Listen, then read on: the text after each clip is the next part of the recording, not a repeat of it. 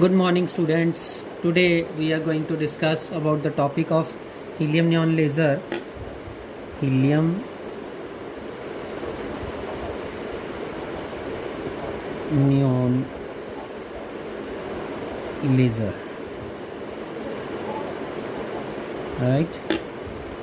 So as the word indicates, it's a helium neon laser. So it consists of helium and neon atoms, or it is a gas laser, right? So helium neon laser was developed by Ali Jawan or A Jawan and his co-workers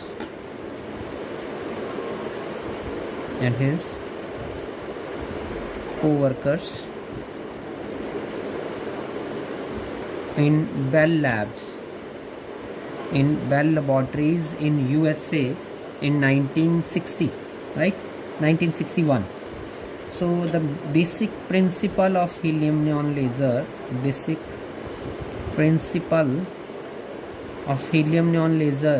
that is, it is based on it is based on electric discharge pumping, right?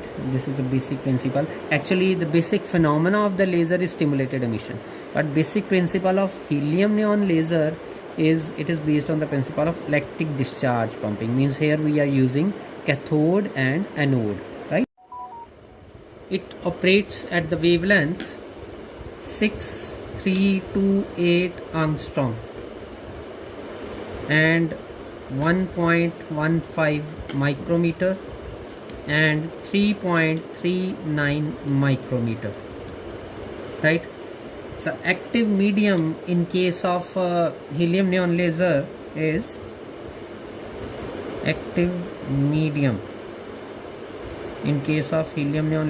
helium and neon atoms, or helium neon, combination of helium and neon gas, right? Helium and neon gas in the ratio 10:1, right? And next is optical resonator or resonator. In case of helium neon laser, that is a set of mirrors which are placed at the ends of the tube, right? Set of mirrors, or you can say one is fully reflecting mirror, another one is partially reflecting mirror, right? So these are the basic things. So it is a gas laser. Helium neon laser is a gas laser. Helium neon laser is a 4-level laser, right? So in this case, so now we will continue with the operation, or working and operation. Before that, we will continue with the construction part.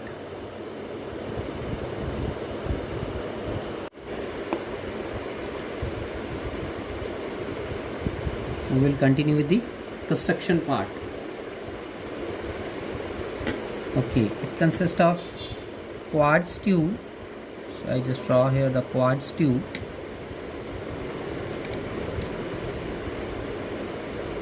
in which helium and neon gas is filled under pressure.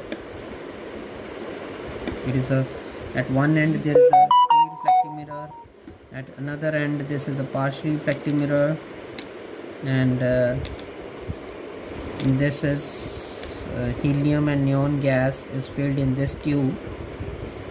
This is a quartz tube, right? And at one end this is a partially reflective mirror,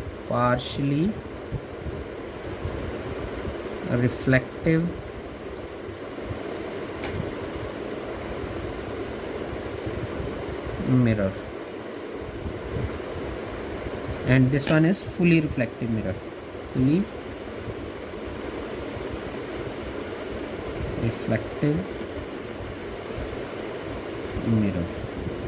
this one, right? And at one end the cathode is connected, at another end anode is connected. This one is, suppose this part is the cathode part and this part is the anode part. These are connected due to electric discharge pumping, or you can say these are connected because of electrical breakdown of the helium neon gas, or this quartz tube is filled with helium and neon atoms. This cathode is connected to a battery. This is a negative terminal, positive terminal, and resistance, right? Okay, now after this, in this quartz tube, helium is filled under pressure of 1 mm of mercury and neon is filled under pressure of 0.1 mm of mercury, right? So one end of the tube is fully reflecting mirror and another end is partially reflecting mirror. The gas laser is commonly used for low power lasers. Hence, no cooling arrangement is required in this laser, right? Now we will continue with the operation of this laser or working of this laser. How this laser works. Operation or laser. Operation of laser, operation of helium neon laser or working of helium neon laser. In this working part, right? In this working part, we just draw the energy level diagram. Energy level diagram of helium and neon. Suppose this is the ground state energy level. This one is the excited state energy level. In between there is another excited state of helium, right? And on the other side again there is a different excited states of neon. Suppose this is the lower excited state, again this is the lower excited state. Here it is a 4 level laser. So here don't confuse that I just draw 6 energy levels here. This doesn't mean that it is not a 4 level laser. It is a 4 level laser. Actually 3 levels are considered as 1 energy level, right? So I will continue. I will discuss how these 3 energy levels are considered as 1 energy level. Suppose this is the energy level diagram for helium, this is the energy level diagram for neon, right? And this is the pumping process takes place here in helium, and this is the, here we draw just energy transfer from excited state helium atoms to excited state neon atoms, or excited state helium atoms to ground state neon atoms. Okay, I just written here energy transfer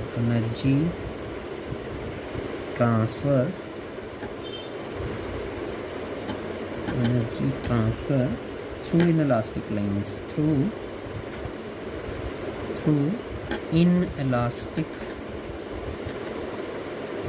lines, right? This one is enough, right? So this is the excitation due to collision with electrons. I just write here excitation due to collision with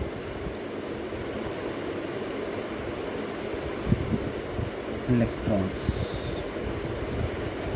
right? So this is F1 energy level. I just write here F1, F2, F3, E1 energy level or ground state energy level, E2, E3, E5, this is E4. I just take randomly. Don't confuse that I just take this E4 or E5 at the lower stage. For the easy understanding of the working, I just take these energy levels, right? So I will start with the working. So what is the working?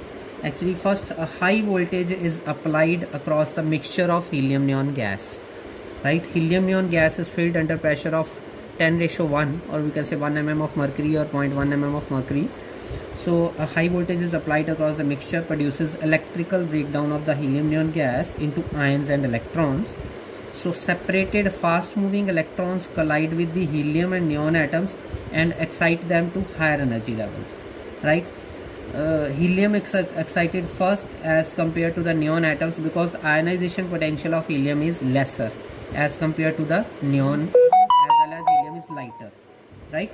So they are more readily excitable than neon atoms as they are lighter or they have low excitation potential, ionization potential. So the lifetime of energy levels F2 and F3 of helium is more. Therefore, these levels of helium become densely populated than levels F1 of helium, right? As neon energy levels E4 and E6 are close to excited energy levels F2 and F3 of helium, right?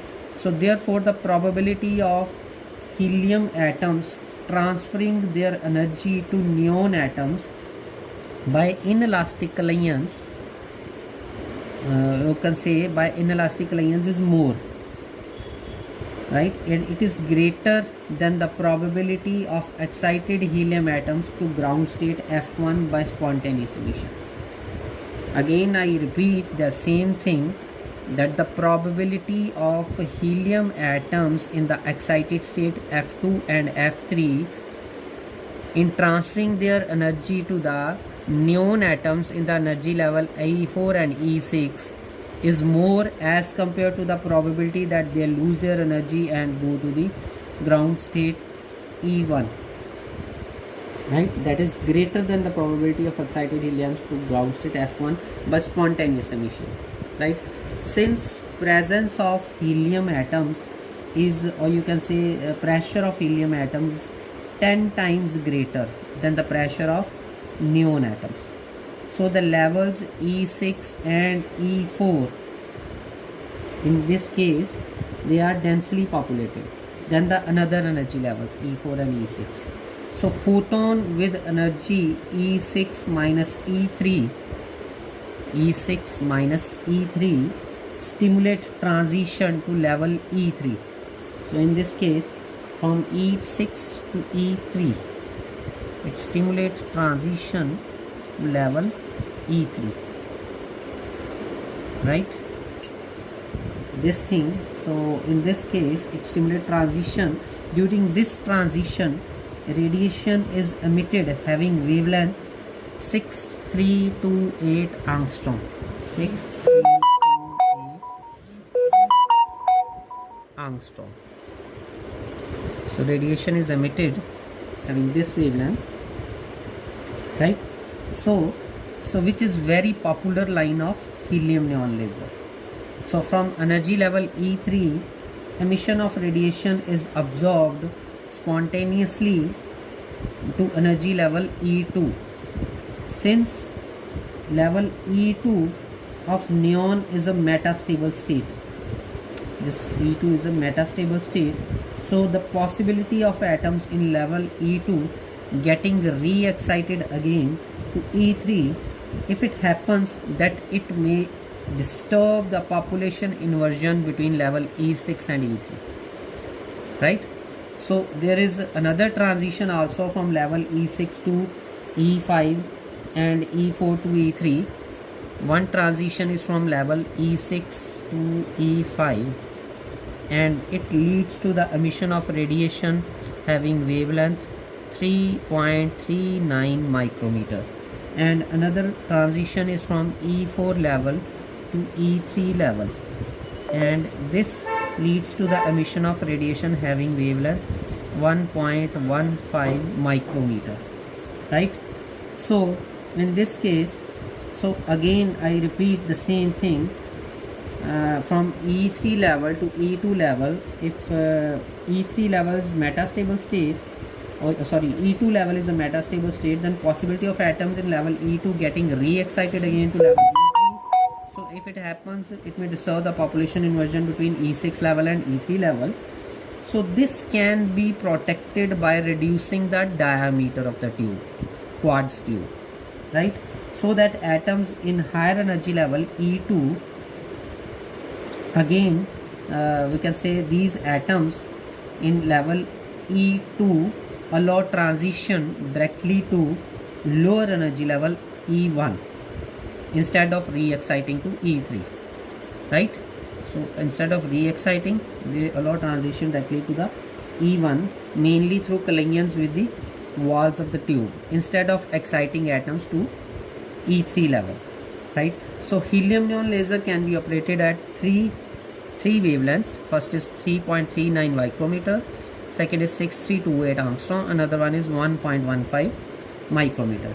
This multiplication process results in a very large number of photons of exactly same frequency, same direction and having same phase are produced as a laser output, and power output of this helium neon laser is between 1 to 10,000 milliwatts.